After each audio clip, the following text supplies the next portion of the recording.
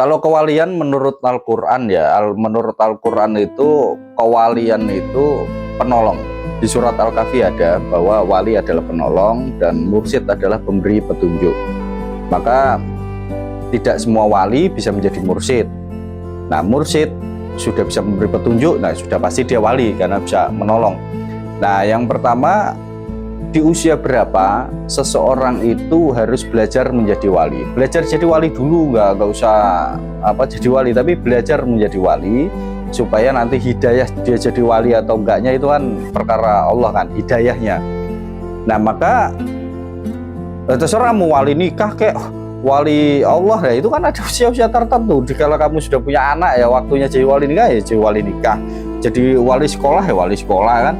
Ada usia-usia tertentunya dikala kita jadi wali atau belajar menjadi wali itu.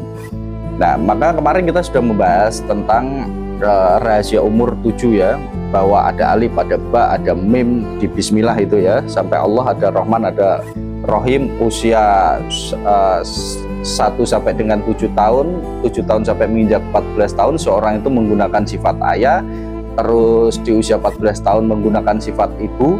Nah, maka kita semua ini mempunyai yang namanya 3 sifat sedari kita diturunkan ke dunia ini. Maka disebut Tritunggal. Yang pertama sifat ayah, yang kedua sifat ibu, yang ketiga sifat ketuhanan. Itu pun ada fase-fase usianya yang kemarin kita bahas itu. Nah, di fase yang 7 tahun menginjak 14 tahun, dia dominan menggunakan sifat ayahnya. Maka sifat laki-laki itu selalu dikeluarkan di usia-usia dini. Nggak bisa diatur semau-maunya, minta apa-apa harus dituruti. Nah, nanti di usia 14 tahun ke atas dia akan menggunakan sifat keibuannya, lebih bisa menerima, lebih bisa legowo, lebih bisa mengerti keadaan, situasi dan kondisi. Nah, nanti 14 tahun ke 28 dia menjadi mim, menjadi jembatan. Ya, karena di situ sudah menikah kan, menjembatani dirinya maupun menjembatani anak orang. Nah, di usia 40 tahun dia harus sudah bisa menjadi orang yang kenal dengan Allah. Nah, setelah itu barulah dia menjadi Rahman. Nah, Rahman ini barulah dia menjadi wali Allah itu. Dia belajar untuk menjadi wali. Jadi hidupnya itu hanya Rahman, memberi.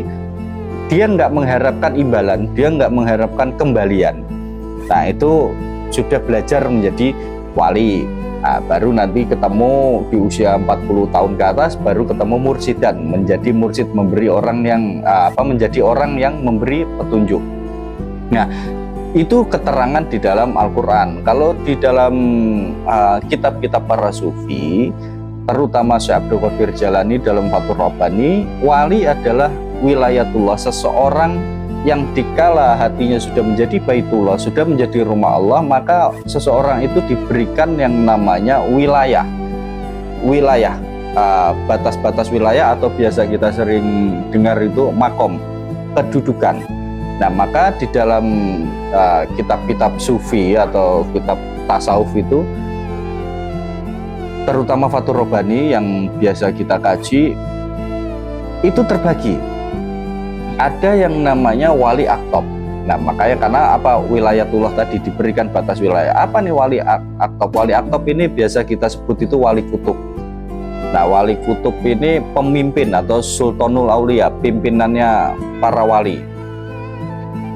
Nah, nanti ada yang namanya wali malamatiyah, wali yang nggak menunjukkan kewaliannya, identitasnya nggak menunjukkan. Ada yang namanya wali mastur, wali intelnya Allah. Nanti ada yang namanya wali majdub. Masih banyak wali-wali. Nah, itu karena ada batas wilayah dan tugas-tugas tertentu itu di dalam kitab para sufi. Jadi wali itu pada intinya kalau di Quran itu penolong. Kalau kamu sudah menjadi orang yang sering menolong, loman, nggak pelit, suka membantu orang, ya itu kamu wali. Walaupun stakatnya baru belajar, nanti perkara kamu diakui atau tidak itu kan hidayah. Nah, maka wali itu ada wali masyur, wali mastur, wali sebatas hari itu dia jadi wali, besok enggak. Kayak wali nikah, hari itu dia jadi wali, besok enggak. Nah, gitu.